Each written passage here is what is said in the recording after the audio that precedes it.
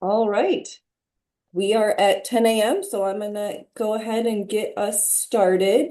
Good morning, everyone. I am very excited to see such a large group of folks joining us for our PY 2025 Healthy Urban Tree Canopy Program Applicant webinar. I recognize a lot of names and some of the faces if you're off camera. Some of you have participated in our HUTC program in the past. Hopefully we have some new folks as well. This applicant webinar is designed to help give you as much information as we can about the application process for this year's program.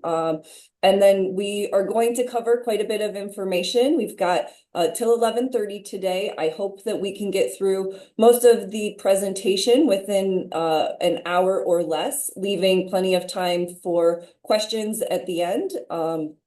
And maybe we will even wrap up a little early. So with that, I am going to dive in, and what we will be covering today. Come on, there we go.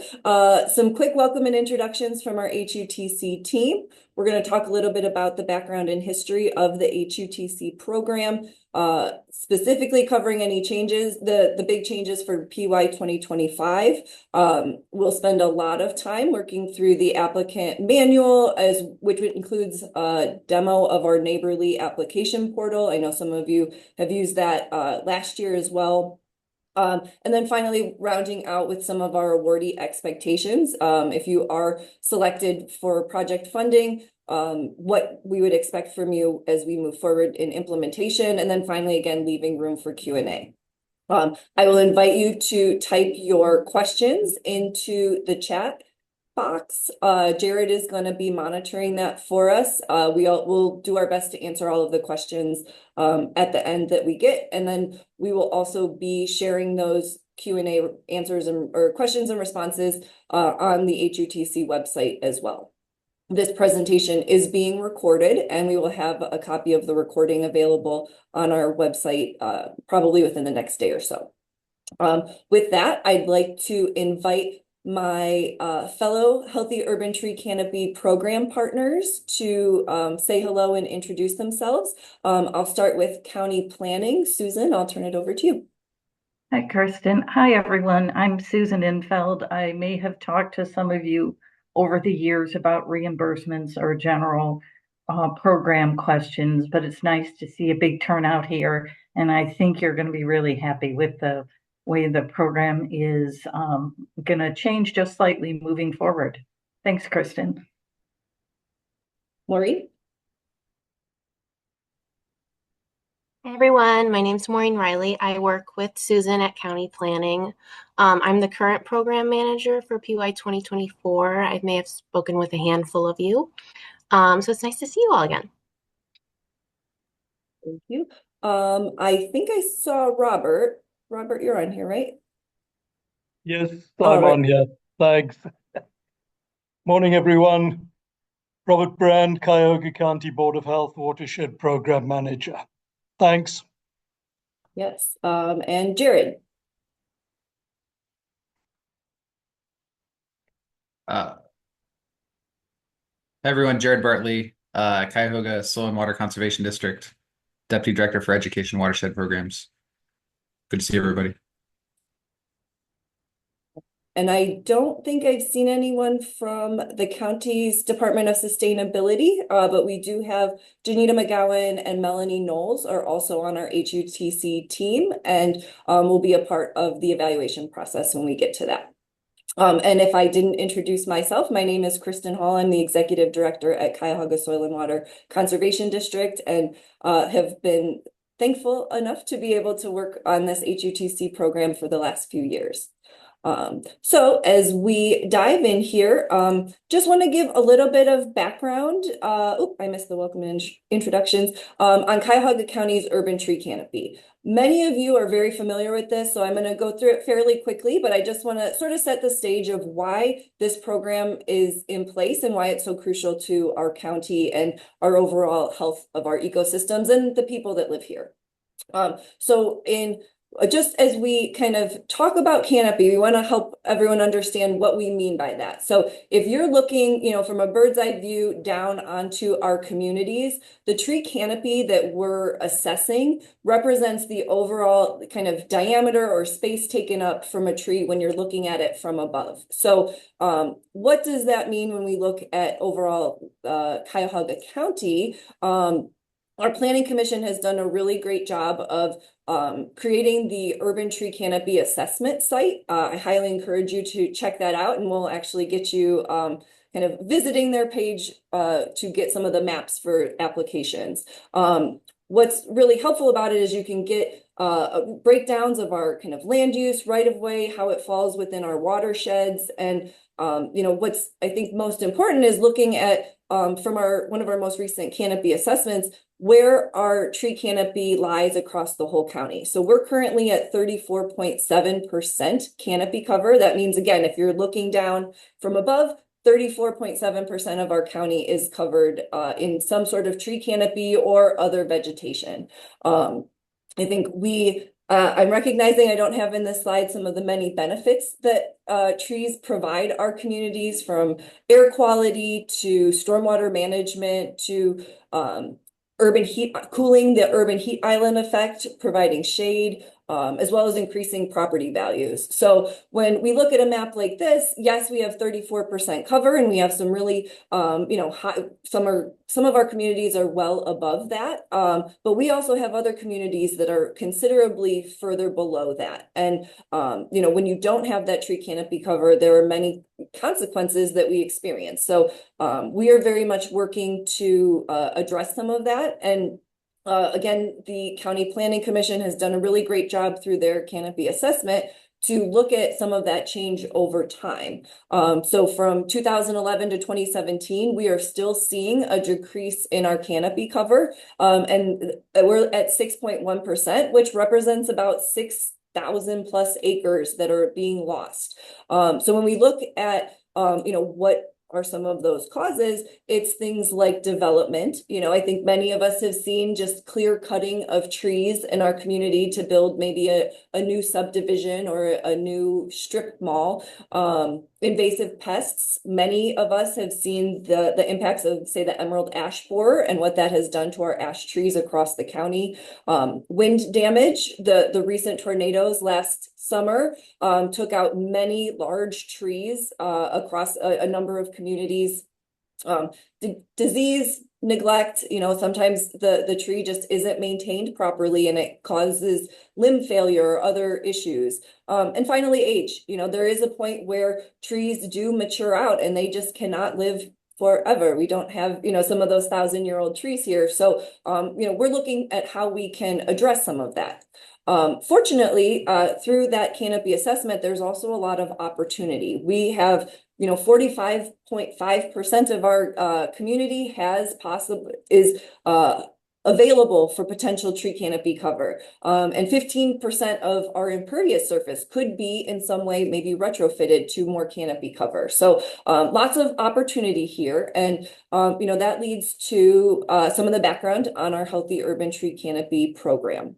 It was established in 2019 to address some of that canopy loss, and it was a $5 million commitment, so $1 million per year over those 5 years. We did have a little break in 2020, of course, because of COVID, but we're fortunate enough to be able to have extended that into 2025 for a 6th year. And this really aligns with the county's climate action plan and some of the goals that are listed within there. Up until last year, this program has been administered by the County Planning Commission, and many of you have already interacted with us as previous awardees. These funds are specifically for municipalities and some of our other eligible public and nonprofit entities, and we'll talk more as we get into the applicant details about who is eligible to apply. We've already introduced ourselves, but just a quick reminder on some of our program partners. To date, Planning Commission has provided the grant and contract administration. The county's Office of Sustainability provides funding and overall grant support. our team at Cuyahoga Soil and Water does the planting oversight. So you may have had us out inspecting your trees when they're getting planted, because we want to make sure those trees are planted correctly. It is important that these trees get established. We are trying to grow tree canopy, and in those first couple years, and especially that first planting day, it's crucial that we do it right. And County Board of Health has also been a partner and has done some work looking at mycorrhizal inoculations and how that may impact our tree health as well. So as we look at the last few years, we've had some really great impacts from our program. We've been able to award $4.75 million in funds, which represents 115 grants and 96 different recipients that have been participants. That looks like more than 11,000 trees planted, more than 27,000 that have been maintained either through pruning or disease control, 500 plus dead or hazardous trees removed, and more than 30 community tree plans developed. What has been really inspiring for me as a new, I'd say new, I came in the sort of the middle of HUTC, was seeing some of the communities that had been funded for tree plans then being able to apply for planting or maintenance funds in subsequent years because they had that planning document in place. So it's nice to see that this is helping to support urban forestry initiatives across the entire county. So I want to make sure we spend a little time talking about our program changes for this year. Just as a refresher for those of you who have participated or those who may be new to this, from 2019 to 2024, this is kind of how our program administration had looked. I'm not going to spend a lot of time on this, but generally it was a grant application, evaluation. We would select projects for funding. Generally always, we would not have enough funding for all of the applications that we received. And then we would have individual grant agreements with each of those awardees.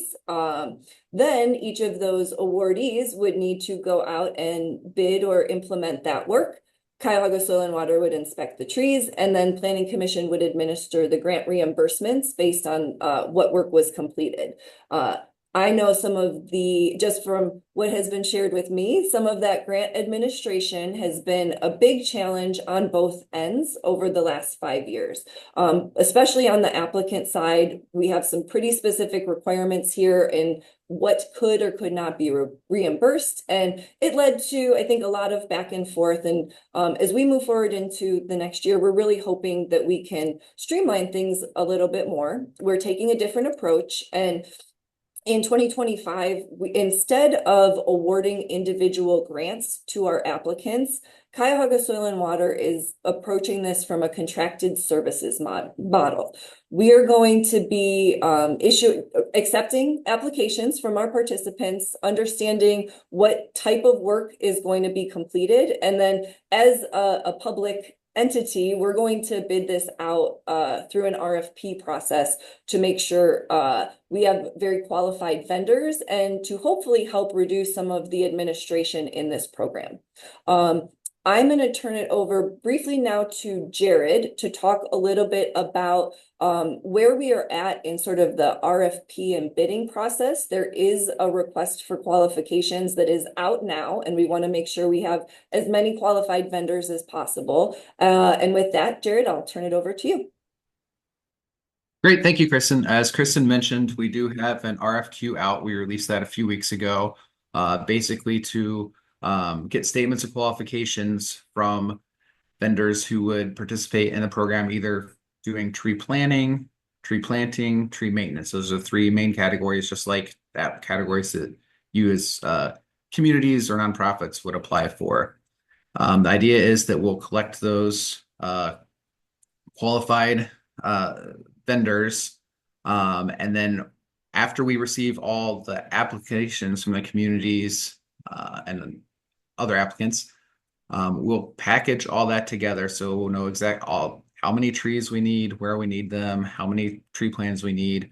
We'll put that all into an RFP and then release that to those vendors who we have pre-qualified through the RFQ process to get bids on that. So basically the idea is it'll be less overall contracting work and hopefully some efficiency gained in that as well for everyone involved. I know there'll be some questions, and we'll get to those later about, what do you do if your service department does the planting for you and how you want to continue to do that and those kind of things. We'll kind of touch on that as we get through it, or if you have specific questions about that at the end. But that's the basic idea, is that we are currently accepting those statements of qualifications as well. We've got a few in already. But the important part there is, if you have a preferred vendor, someone who you like to work with to do your tree planting or your planning or any of that kind of stuff that you need to do, please encourage them and share to apply through the RFQ process to submit a statement of qualifications. That information is on the same, Kristen posted in the chat where you can find the RFQ information. It's really important that if you want to continue working with them, we're going to try to honor, those preferences. We want to honor those working relationships and those vendors that really know a community, keep them involved, but we need to have them submit their information. So please spread the word and encourage them to submit those. Thank you, Kristen. And sorry if you already mentioned this, but those statement of qualifications are due next Friday, May 23rd. So we very intentionally wanted to make sure that those were due after this applicant webinar to ensure that any of our potential applicants, if you did have a preferred vendor, that we can work to get you on that list. If let's say you have a preferred vendor, but maybe they are not meeting the qualifications, I invite you to reach out to us before May 23rd, please. And we will do our best to work with you, or maybe try to find another potential vendor that you could pair up with as a sub, if that's a possibility. So I am going to keep on. I'm going to keep us moving on so that we can talk in a little bit more detail about what this is going to look like for you as applicants as we work through this process. So, on the pre-application side, this is where we are at now. We are hoping that you can attend this webinar. We have open office hours next week in order to answer any specific questions that you have about your project, if we're not able to answer those here today. Both obviously are optional. Those are not mandatory, but strongly encouraged. And I'd say on the open office hours, if you know what you're doing and you don't need it, it's again, not mandatory, but please feel free to join if you have any questions. So, we're looking for you to identify your projects or urban forestry needs. Hopefully, many of you have an existing tree plan or some other strategy related to tree planting. And that would be something that will make your application more competitive as well. And then if you don't have a tree plan, that is also an activity that is fundable under this. You'll need to create a profile in the Neighborly portal. We'll drop a link to that here in just a moment, and we are going to walk through that portal. And then finally, and we're going to say this many, many times, submit a completed application by 4 p.m. on June 6th. That is our application deadline. So as you work through this pre-application, you can also, now we're on the application side. We're going to look for you to give us some of your tree activity details, either the number of trees planted or maintained, the type of maintenance that you would be doing, any tree plan needs, and kind of how that aligns with goals for your municipality or organization. There is a narrative and a statement of need. We need to understand, how this will benefit your community or organization.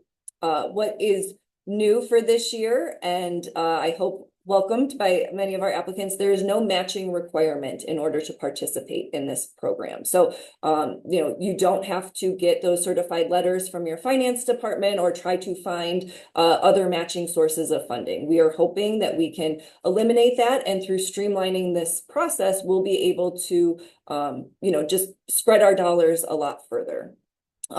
There will be a written maintenance commitment, so please keep that in mind in terms of how those trees will be maintained. Again, it's important if you're doing planting, we want to know that those trees will be taken care of into the future.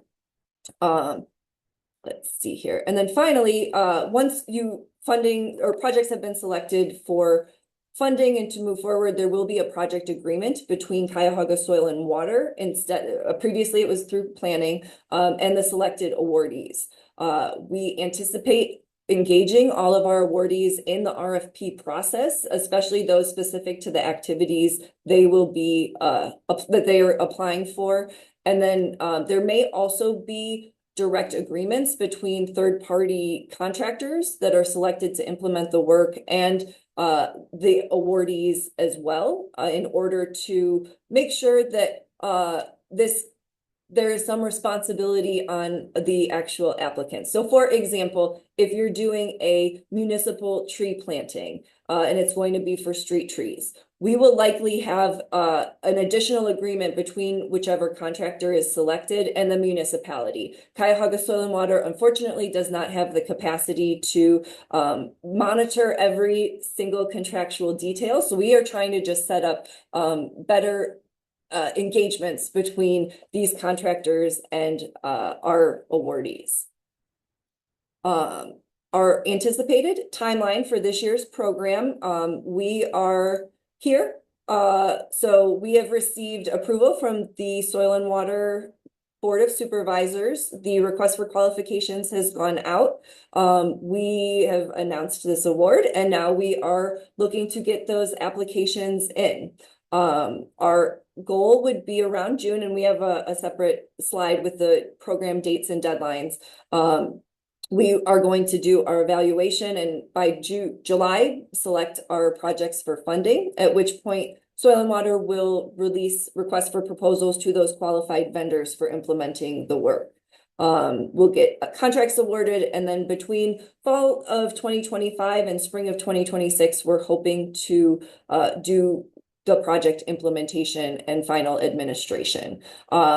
Our goal is to have as many projects completed within 1 calendar year if we can. However, we recognize that in previous HUTC programs, the project agreements were 18 months. If your project could take 18 months, we just want to know about that. It would not exclude you from applying, but we need to understand what your project timelines or any restrictions may be. I'll go into that when I go through the Neighborly Portal walkthrough, but just something to keep in mind. Now I'm going to walk through our applicant manual and again, go through some of those portal walkthroughs. As you will see, if you've seen it, some of this is refresher for you, but there's $950,000 available for funding. $50,000 has gone towards program administration. We've talked about it will be a contracted services model with no matching requirement from our applicants, and applications are only being accepted through the Neighborly Portal, and they are due on Friday, June 6th at 4 p.m. Here is a slide with key dates and deadlines. This can also be found in the applicant manual. We are here at the virtual applicant webinar. We have virtual open office hours about a week before the applications are due. So this is kind of your final opportunity to get any questions in that you can. The following day, the statement of qualifications are due from vendors. And again, applications due at 4 p.m. on June 6th.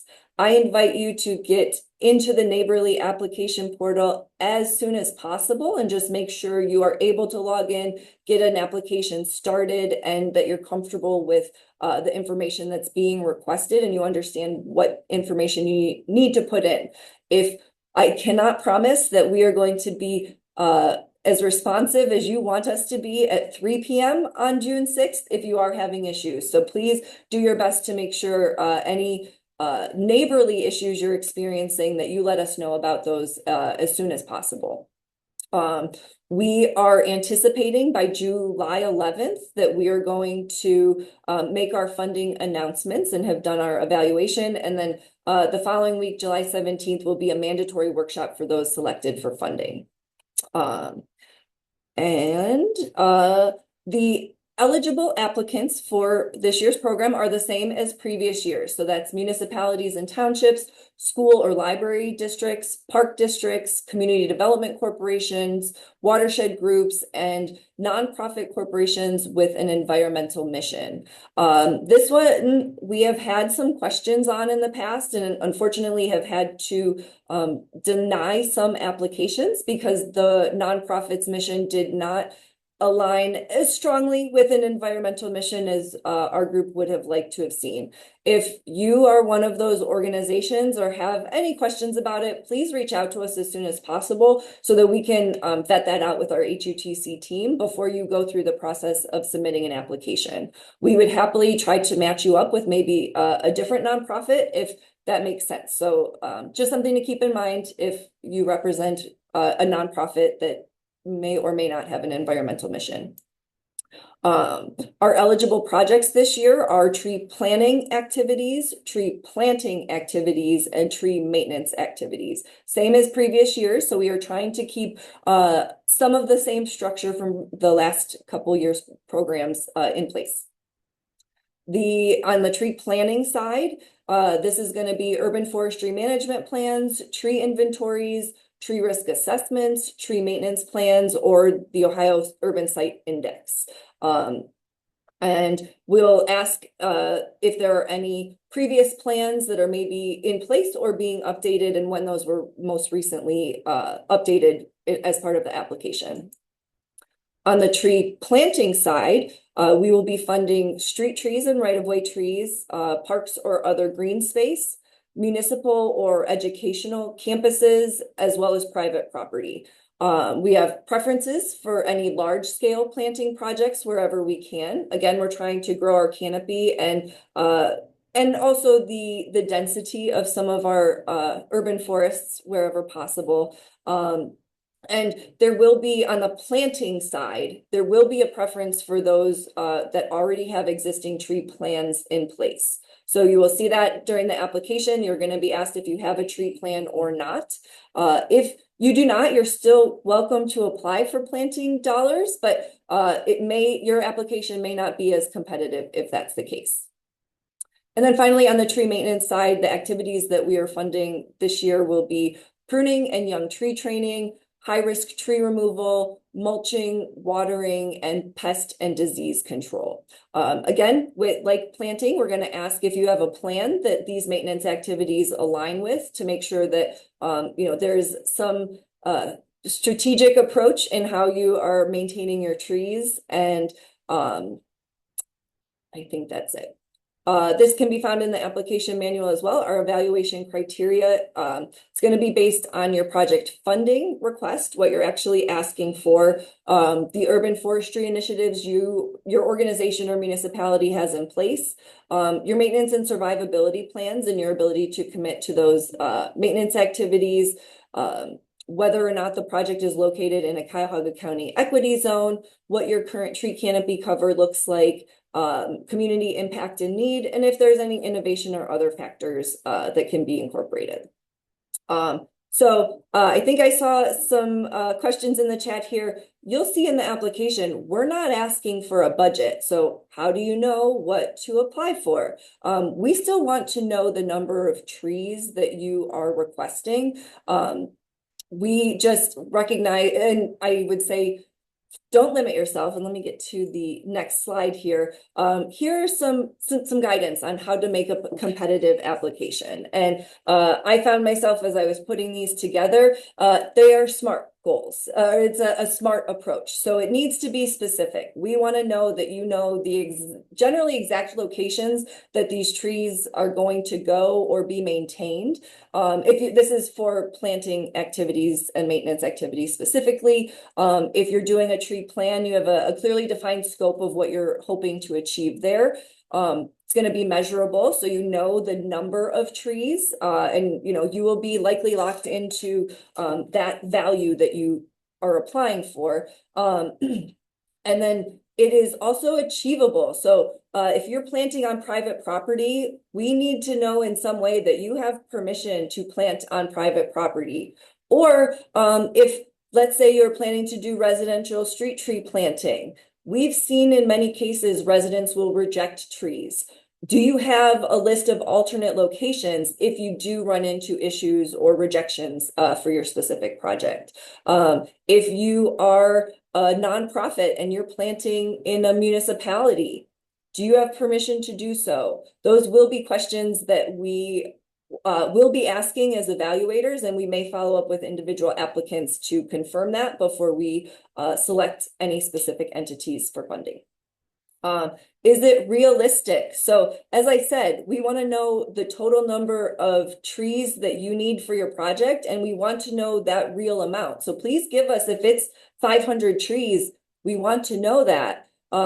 If it's 5,000 trees and you want to plant every tree in your tree plan, that's not realistic for us. And we, are expecting a lot of applications. So make it something that could also be done within a 12-month period. I don't think we have a minimum on size, but we would hope that we'd be seeing at least 10 to 25 trees as our minimum, if that is something that you're looking to do. And then finally, timely. Again, any of that work can be completed within 6 to 18 months of the project agreement. So going through the applicant manual, there's 6 sections. There's applicant information, 6 sections you'll be required to include in the application portal. The applicant information, who you are, and who will be your primary point of contact. The actual project information, what specifically are you looking to do? And we'll show you how to build that out for especially planting and maintenance. Urban forestry initiatives, I'll talk about that in just a moment. Project locations, we'll also go into that in a little bit more detail. Implementation and survivability, and then finally supporting documentation. So these are the 6 sections that will need to be fully complete in the Neighborly application portal before you're able to click submit.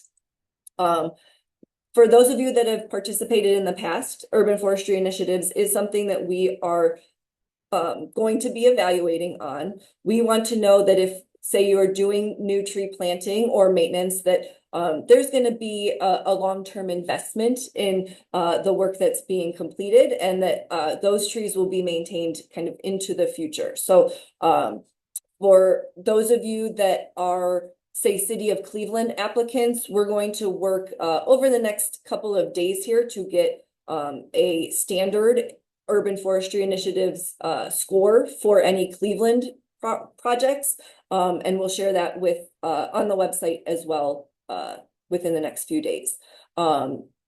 There is in the applicant manual a rubric of what this looks like and definitions for each of these funded different categories and the points you can score for them.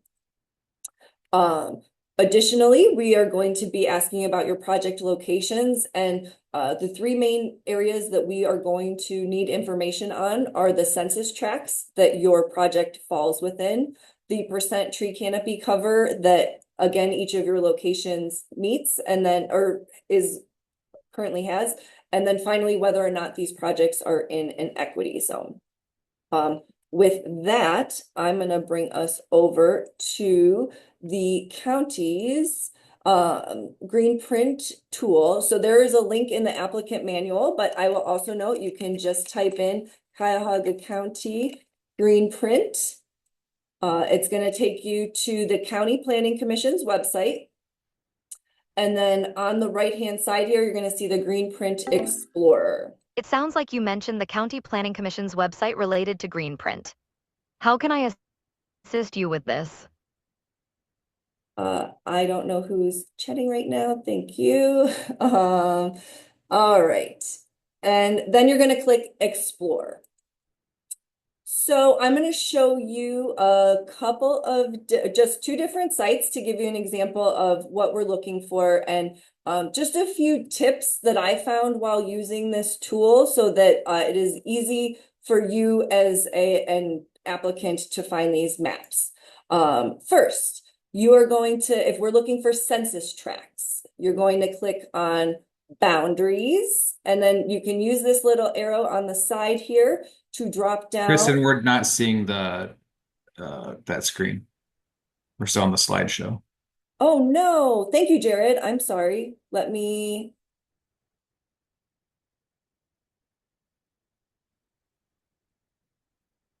Can you see it now? Yes. All right. Oh, golly.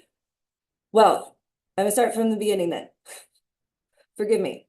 We are going green, starting at Google, Cuyahoga County, Green Print Explorer. You'll go to the county planning's website. Thank you, Jared. I'm sorry about that. On the right-hand side is the Green Print Explorer, which will launch, and then you want to click Explore. And again, this is being recorded, so if there's something that you may have missed or don't feel like you need to take screenshots of all of this, you'll be able to walk through this as well. So you'll notice along the left-hand side here, various layers, and each of these layers has a number of drop-down options. If I want to see any of the boundaries layers, I need to click on this top boundaries box. Otherwise, I will not be able to see these different layers. So, for example, and within boundaries is the census tracts box. So you'll want to check that. And then our census tracts now show up on the Green Print Explorer. I'll just quickly uncheck the boundaries and you'll see that that goes away. So just as a quick reminder, because I do run into this issue, I use this tool all the time and I still forget, you have to click this top box in order to see any of the boxes you click down here below. You have the option of clicking multiple boxes at one time. So now I'm under land cover and tree canopy, and I can click the tree canopy and you can see the layer comes up. I would invite all of you to only do one location area at a time. So only do census tracts at one time, only do tree canopy at one time. When you layer all of them at once, including the equity zones, it gives you a little bit of a different color, and it can be a little harder for you to view when you do get into your specific location. So we're going to just quickly uncheck these so that we can start right from the beginning. So I have just logged in. I'm clicked Explore. I'm on this page. I'm going to click Boundaries and Census Tracts. Oh, it stayed checked for me. And then I'm going to type in my address, and I'm going to use our district's address, Perkins Avenue. If you start typing in an address, you can generally get a drop down, and then it's going to zoom you right into that spot. So I can zoom out a little and see the census tract boundary for this area. And then when I click on that little dot, I'm going to get a box that pops up that gives me my census tract number. I'll show you, I'm going to leave this open. But this census tract number is what you will put into our application, and I'll show you where that goes in just a little bit.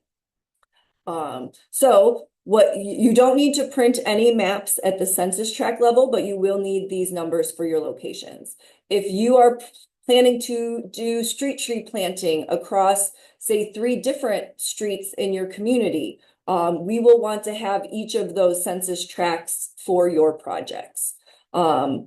Many of you may have seen me put in an address. Perhaps you're doing a large planting in a public park and you don't have that address. You can very easily, at the higher level, when you're out here, you can choose to zoom in to a specific location if you know where it's at, and then still get that same information from that spot if it doesn't have, a distinguishable address that you can put in. And then there's your census tract. I am going to unselect that so we can keep moving on. So now we are going to be back at the main level, and we're moving on to tree canopy cover. So you're going to select land cover and tree canopy.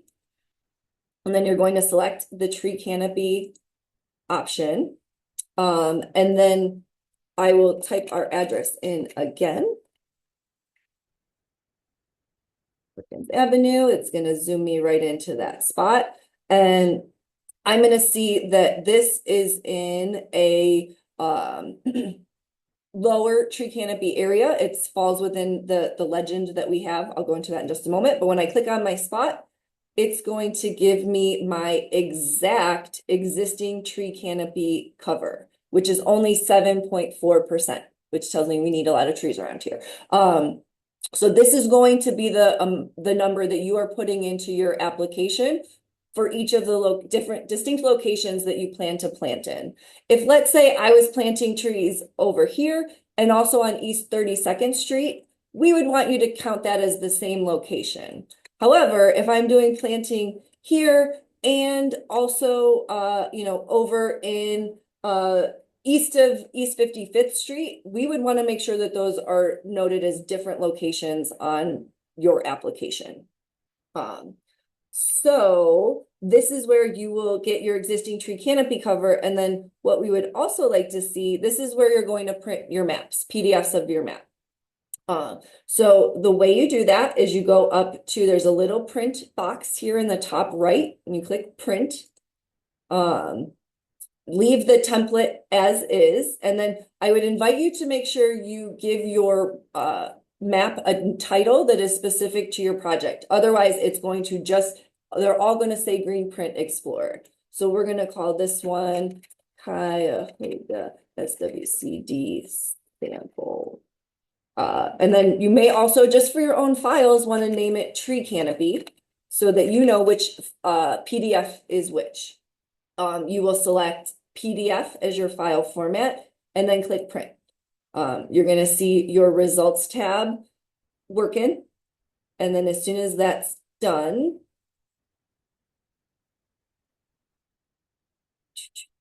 hopefully it won't take you too long. Thank you for your patience, everyone. Come on, results. I think I'm making my computer work very hard today. So once you see results pop up, you will be able to see your map that you've created here. And if you've done it right, it should look like this. And this will be the PDF that we'd want to see you upload for any of the distinct locations for your application. Again, you can see the legend is printed here, so we know that this falls within the 0 to 25%.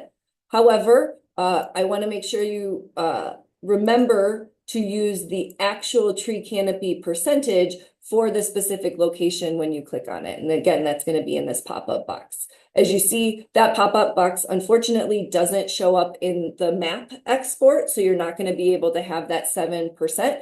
But having these maps helps us as we're evaluating to just ensure that you are falling within those canopy areas. And we don't have to then go through and check every single one of your individual sites.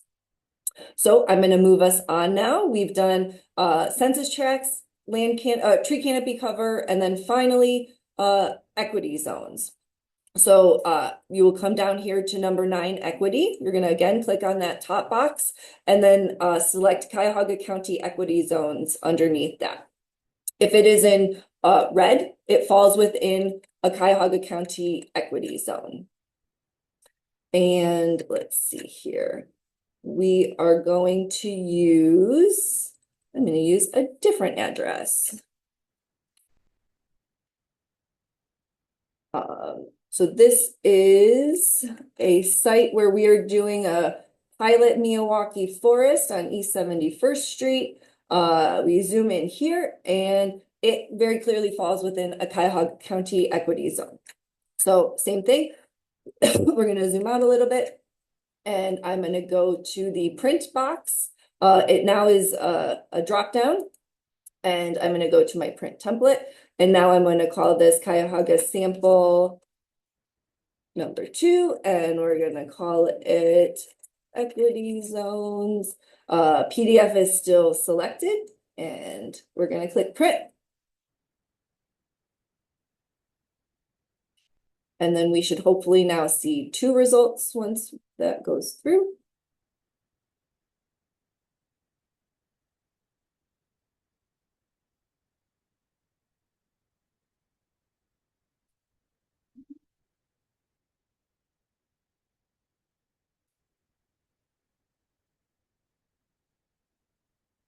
All right, not done yet. Sorry. So of course, going a little slower. I think that's happening. All right, now results has popped up. We've got our equity zone map, and that will pop up here. You can then download this, and this will be what you upload for your application. With that, I'm going to keep us moving because I do want to leave time to go through the neighborly portal as well. This is our list of supporting documentation. There's a ton of text on here. This is all listed out in the applicant manual, but this is just some of the sample documentation that we would like to see. The mandatory documentation are those green print maps and photos. Everything else is optional and nice for us to see. And we'll leave it up to your discretion as an applicant, how much you want to share with us to help support your application.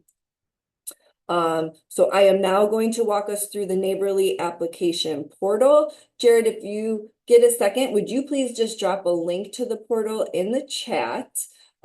This is going to be the page that you'll come upon. And if you scroll down just a little bit, you're going to see the Healthy Urban Tree Canopy program, and you can click Start Application. So with that, I am going to walk us through. Come on. Sorry, the Zoom stuff is in my way. So if it is your first time using the neighborly application portal, you will need to sign up. You will use your email as your username, essentially. And I'd say make sure that's an email that you are checking regularly. That's going to be the email that we are communicating with you about this program or any application questions that we may have. You'll, of course, create a password, and then any subsequent times that you return to the portal, this is the sign-in page that you'll come upon. So you'll sign in.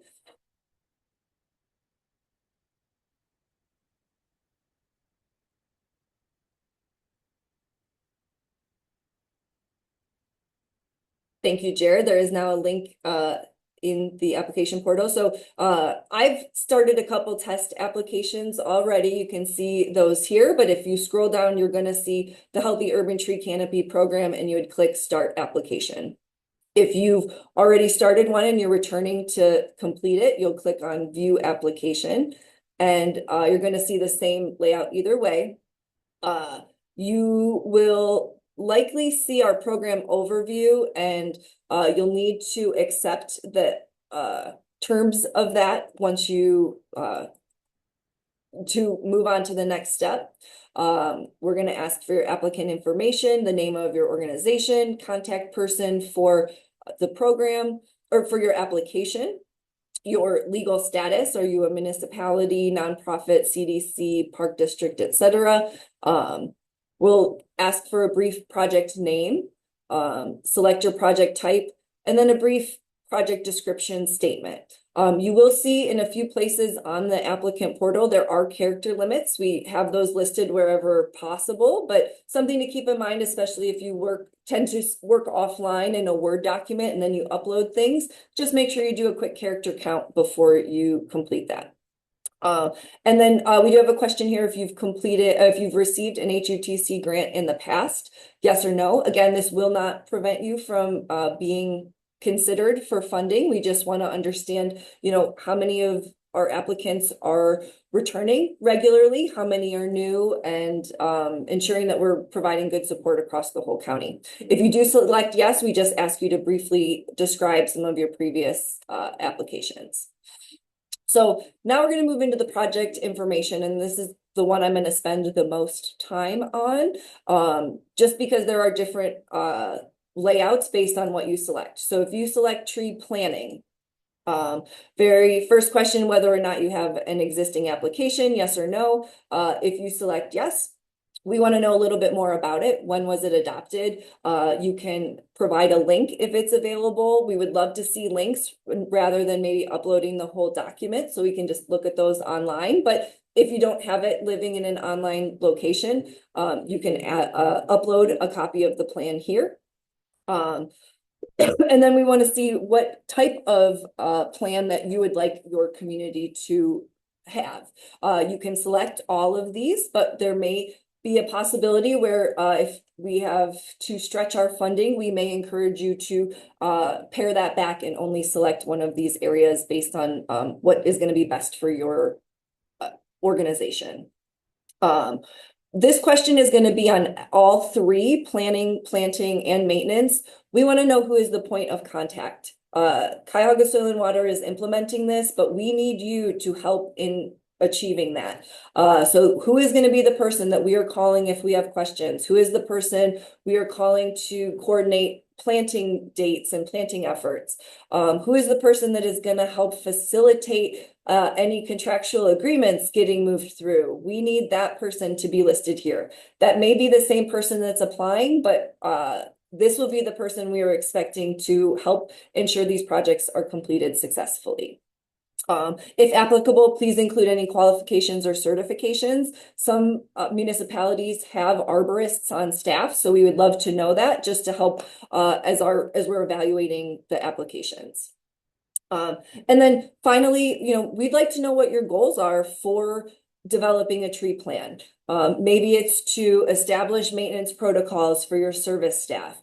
Maybe it's to ensure that green space is accessible to all of the residents within your neighborhood. I am not sure what our character limit is here, but we invite you to make sure you're telling us why you need a tree plan. Now, this is for tree planting. If you are planning to do tree planting, you're going to select that instead. And then you will notice, some of you may have already experienced this. If you have a tree plan, you're going to see the same questions as before. Let us know when it was completed and provide a link. If you select no, we want to remind you that it is highly encouraged to focus on planning before you start planting. We don't want to give you a whole bunch of trees if you don't have any sort of plans to maintain them in the future. So we would encourage you to maybe consider a planning application if you don't already have one. This will not prevent you from applying. I encourage you to apply, but as we mentioned before, it may or may not make your application more or less competitive once we're looking through those. We expect that we will get a good response and just things to keep in mind from an applicant perspective. So now, reminder, we're under planting. This is where you're going to add your various tree locations. So if you have multiple locations, you're going to click Add Row. And then you're going to select the type of planting location: street tree, public right-of-way, parks and green space, educational, institutional campus, private property, or other. If you select other, expect that one of our team is going to follow up to find out where you're trying to plant that isn't already one of these areas. So you'll select your street tree. If you know your species, we have a long list of species here, but I'll say at the very end, you can select other if you do not know that. Or maybe you want to see a variety of species, and especially if you're doing, say, a dense urban forest, you can select other and just make sure to include in your project description, we are hoping to plant a variety of species. Or maybe you need help selecting a species. That would be another piece. Make sure to include in your project description. And then, so we'll just say these are going to be birch. The size. So are you hoping to plant bare root trees, and lots of them, containerized trees, balled and burlap trees that are 1 to 1.5 inch caliber, or balled and burlap 2-inch caliber or larger. These are going to be the details when we're bidding out the RFPs on your behalf that we need to know now so that we can put those specifications together and get the best and most competitive pricing possible for all of this work. And then finally, you want to put your number of trees in here as well. So let's say we're going to do 15 birches, and I also want to do in the same place a variety, and we're going to throw some serviceberry in there as well. same size, and we want to do 25 of those. You'll notice that this does create a tally for you. So again, just want to show you kind of how to do that. If you are planning to do street trees and you want to have 10 different species and 300 trees, that's okay, but just make sure to spell those out, especially if you have specific needs that you want to see when it comes to species selection. We want to also understand how will these align with any existing tree plans that you may have. Again, that kind of brings us back to this question before. Make sure if you have a tree plan that we're following it, including referencing any of the species from your tree plan or other documents.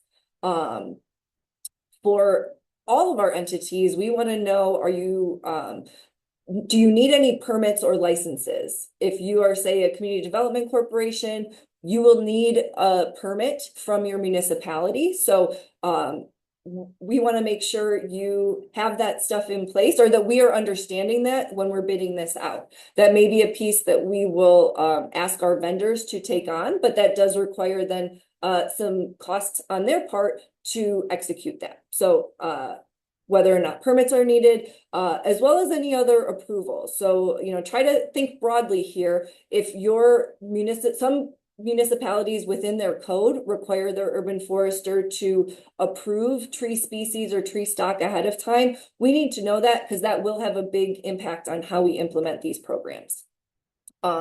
And then we noted here, timeline. So we're anticipating that these activities are going to happen fall 25, spring 26, and likely fall 26 as well. We're hoping to do as much as we can early on to just get projects done and completed.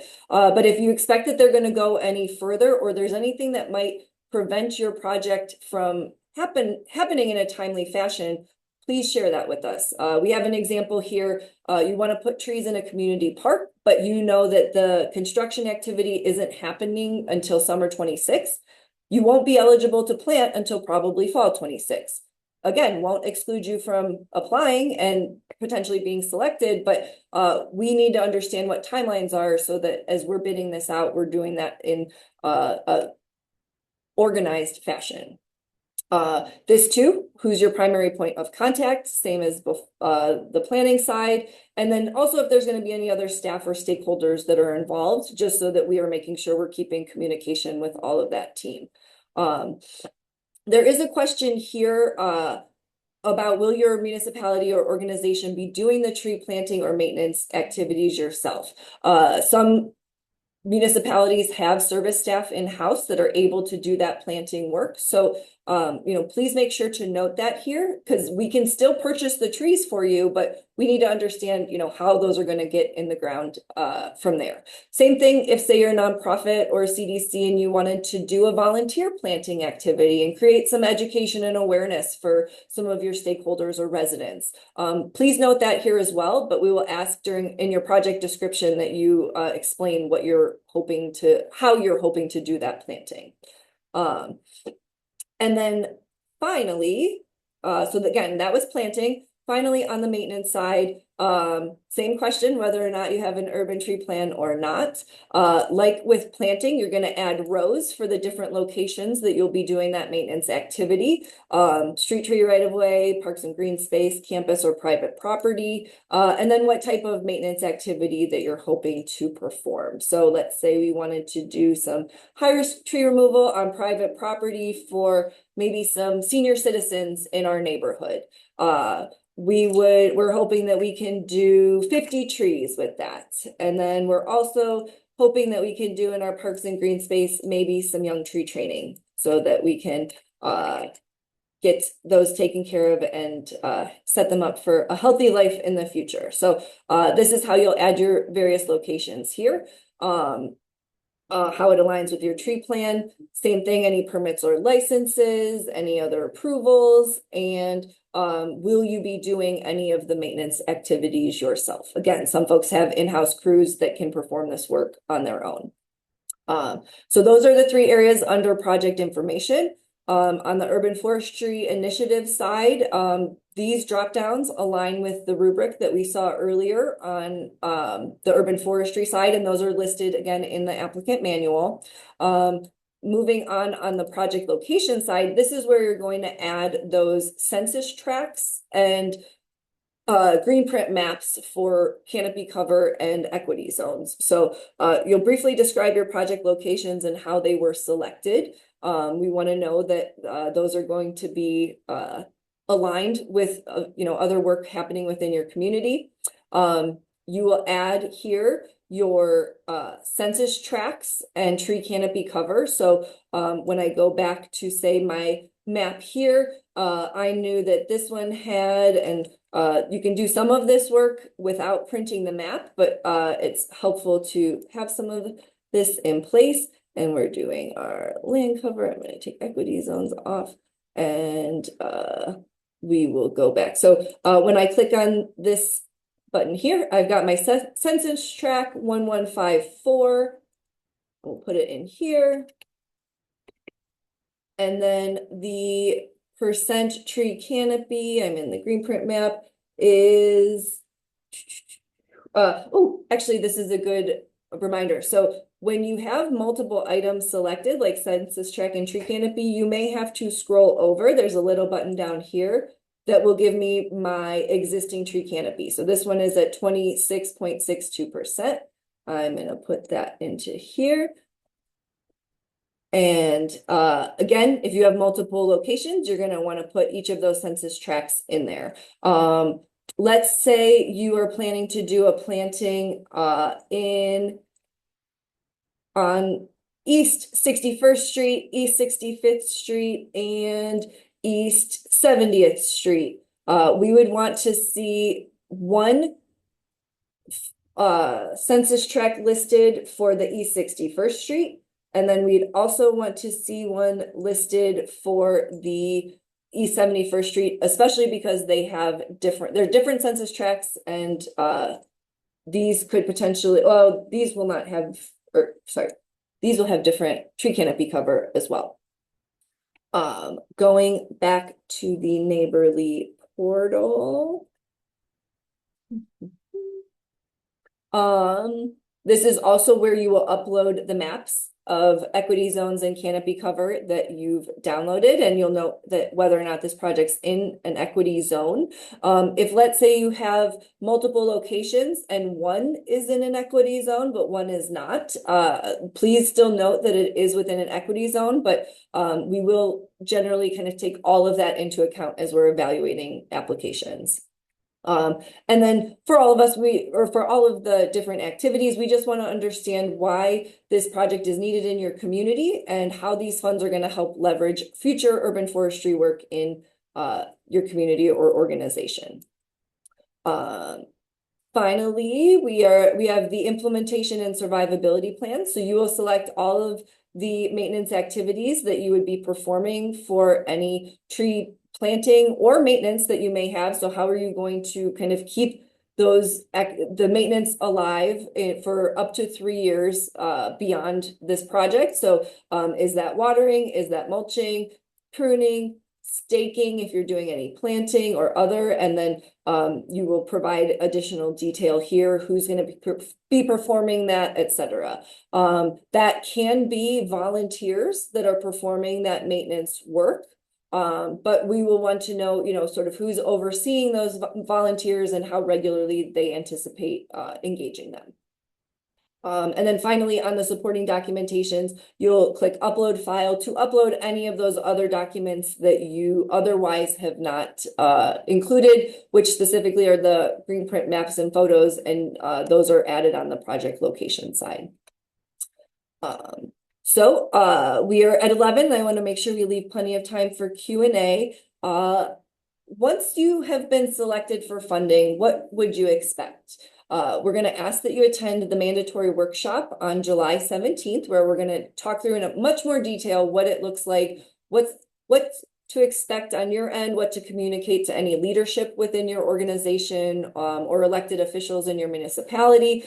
We will get project agreements started not long after that with the individual entities selected for project funding, and then designating a point of contact that is going to be a part of the implementation. And that is going to be even through some of the RFP process. As Jared mentioned before, we do want to make sure you have an opportunity to weigh in on that vendor selection. Maybe you've had a bad experience with a vendor and the one we've selected isn't one you ever want to work with again. We want to leave some room for that. Also recognizing that there are potentially cost constraints. We're going to do our best to navigate that together as we work through this process. But we want it to be beneficial for you so you do not have to do the contracting and bidding yourself. And then finally, as I mentioned before, there might be, depending on the type of project that you're planning to do, individual contractual agreements once vendors have been selected so that we can make sure that we are all on the same page. You know that you're comfortable utilizing that vendor, and or if there's any perhaps property owner agreements that are needed for any private property work, that we have that in place as well. As a quick reminder, key dates and deadlines, we have our virtual open office hours next week. Jared, if you don't mind, could you drop a chat for the office hour registration? That's going to be via Zoom. And like this one, we're just asking that folks register ahead of time.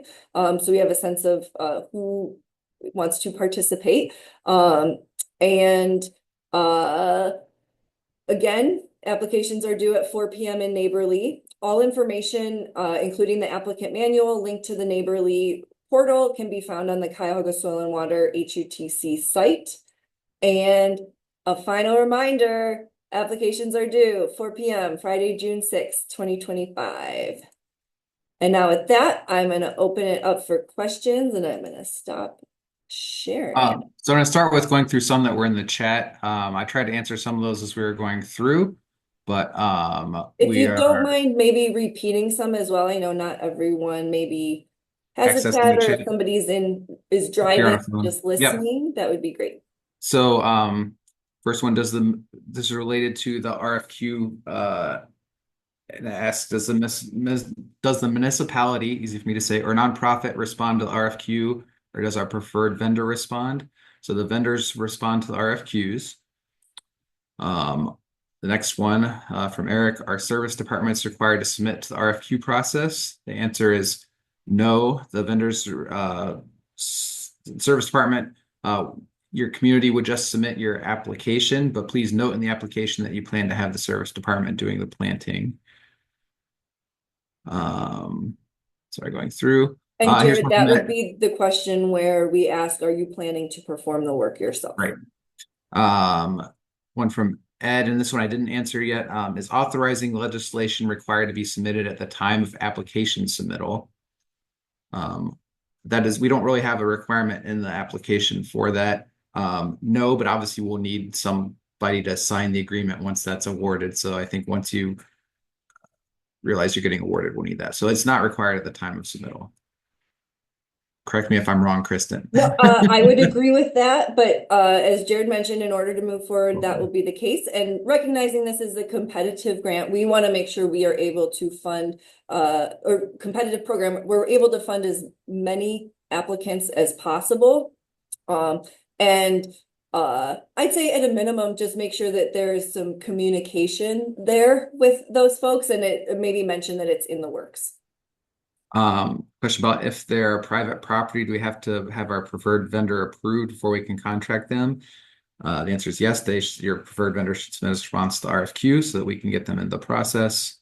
And just note, like, we're going to try to honor the preferred vendors. There could be situations where that doesn't work out for some reason, either just through the contracting process, it can't work, but we're going to try to honor those, especially this first year, I think. So what are the tree planting requirements as far as, I think this is a nod to in the past, we've required planting as part of like planning and planting as part of every project, but this year you are not required to do planting as part of a maintenance project or a planning project. There's just one I didn't answer. It's easier to answer just speaking. Thomas asked, will vendors be required to maintain trees for 1 or 2 years? Include warranty for what period? tree guards question. So I think the way, do you want to take that or do you want me to take it, Kristen? All right. So the way we are we are working on structuring the RFP basically is that we would include in the RFP the first year of maintenance, including watering, kind of that first year of established maintenance. However, we are requiring the applicant to commit to maintenance beyond that period. At this time. Now we might try to do some things and just to see what it would cost to extend that out, but as bid options, but we'll just to get some additional maintenance on there to these newly planted trees, but that's the minimum that we will be contracting. So if you're unable to attend the open house and you have questions, who should you direct them to? So I put the email in the link, but Harper Smith on our staff will take those questions and I'm sure we'll discuss most of them internally unless it's a pretty straightforward kind of question. And if it is something where it would be better to set up a time to talk, we'll do that. But Harper, her email's in the chat there. It's hsmith@cuyahoga.swcd.org. Yeah.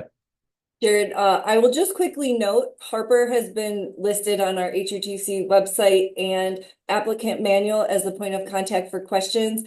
Harper was formerly our Now Core member, and unfortunately, our Now Core program here at Cuyahoga Soil and Water was abruptly cut a couple of weeks ago.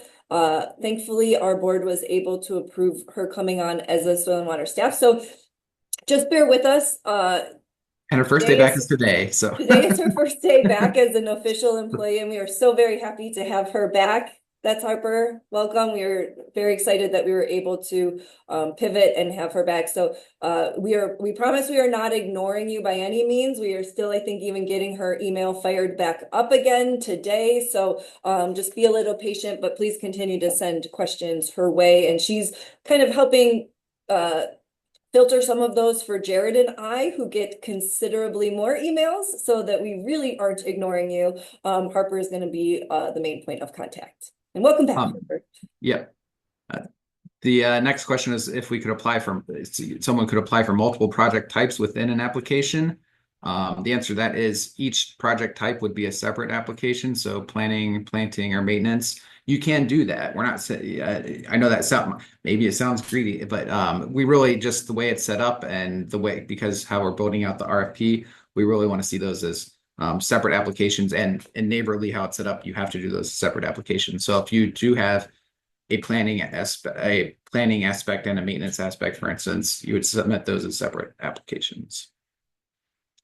And yes, Jared, I will note, we will not be accepting applications for your tree planting and then a separate application for you to maintain those specific trees. They would need to be different trees. Yeah.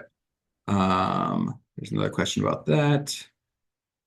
So what if our planting location is a scattered site, residents adopting trees that we plant for them?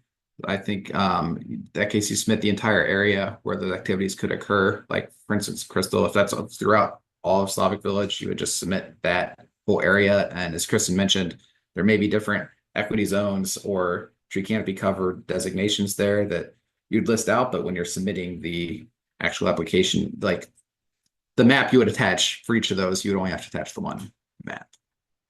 And I'd add to that, Jared, just for your ease of completing the application. If you have anywhere sort of targeted, I don't want you to have to submit every census tract for Slavic Village and all of the tree canopy cover for that. But maybe just note that you do have alternate locations if you are not able to plant in some of those other areas. A question, can maintenance be used for invasive removal to help health of existing trees? It is eligible, but we'd want to definitely see justification for something in a forestry plan or similar kind of recommendation for that as an eligible maintenance. And I don't know exactly what kind of invasives maybe you're talking about there, David. You can definitely connect offline about that. I could see some situations where that would work and others where it wouldn't. So again, question about definitely separate applications for the different categories, so maintenance and planting. If you're planting multiple trees in one census tract, would be entered as one location? Yes. Okay, then we get to the point where I did not get to respond to these two. So is there a point system summary of how many points are available per portion of our application? I believe that was in the slides there, was it not? The rubric, Yes, you and will. that's in the applicant manual as well. I can pull it up really quick. Give me 1 second.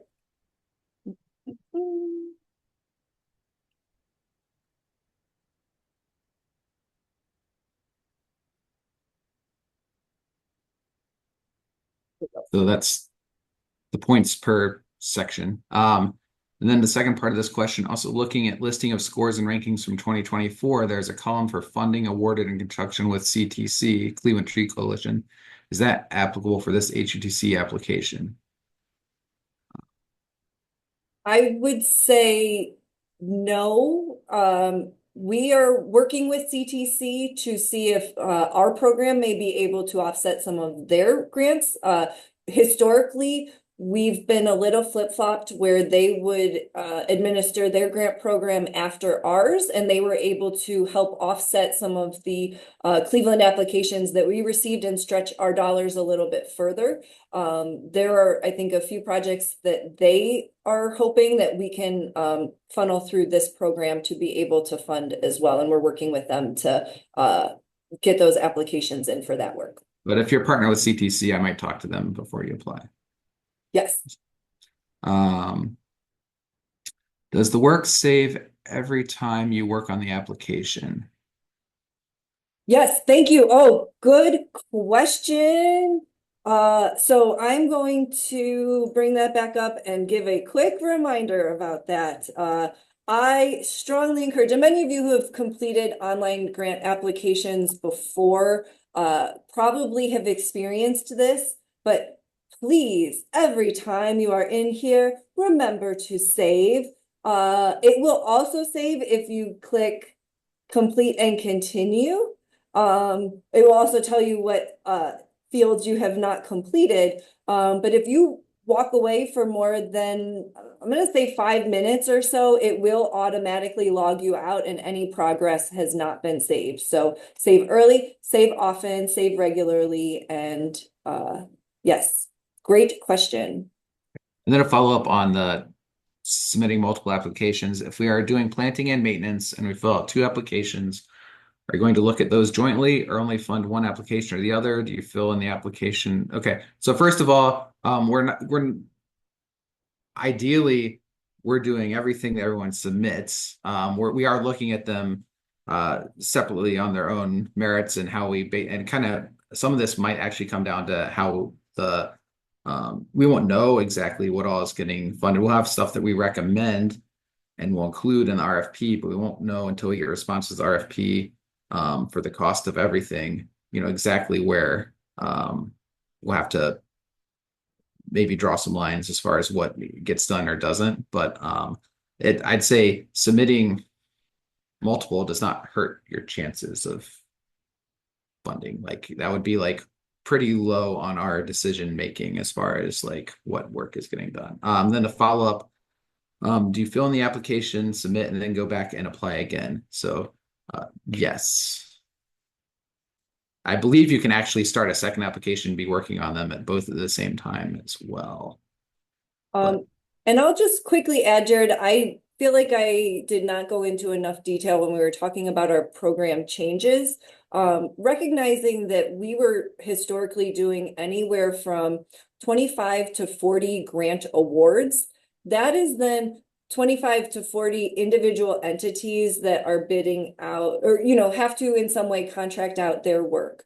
And then they're likely smaller contracts and activities. So our hope through this new model is that we're going to get better economies of scale by bidding out some of this on a larger scale, where that brings that cost per tree for planting activities down, brings the maintenance activities down. Depending on the types of applications that we get, we may structure the RFP so that there are bids for east side locations and west side locations, because we don't expect vendors to be bouncing all over the county. And our hope is if we can kind of concentrate some of those bid specs and requests, that we will be able to get better pricing and stretch our dollars as far as possible. I expect if we do receive a lot of applications, there may be a handful of applicants that we say at this point we are not able to fund you, but once we get those RFPs back, if costs come in better than we're expecting, we want to be able to make it work and make that funding happen. Again, our hope is that we would be able to support any application that we get through this model, but it is new for us. So we ask that you please bear with us. We expect there's going to be some lessons learned coming out of it, but our hope is that it's going to make the overall efficiency across the board much more improved. It looks like we've got all of our questions answered, and we've got about 10 minutes left.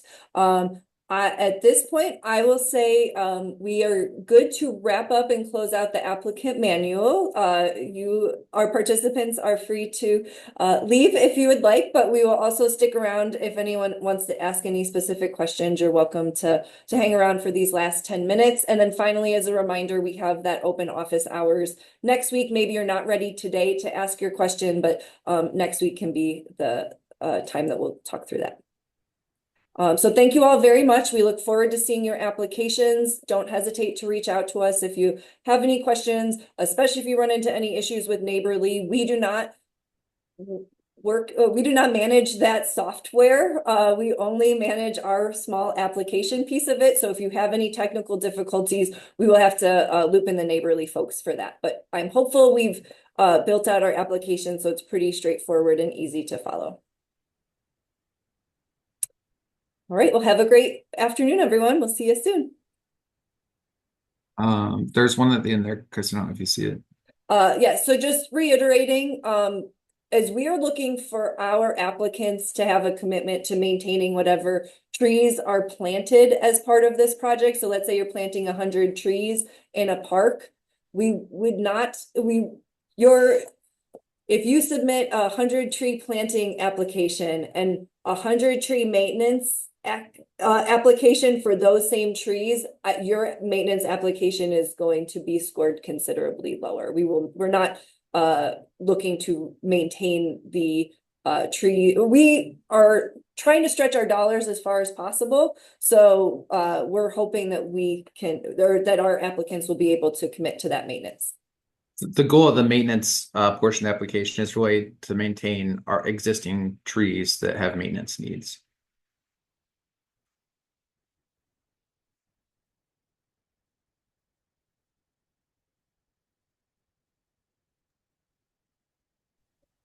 Have a good one, everyone. We'll see y'all soon.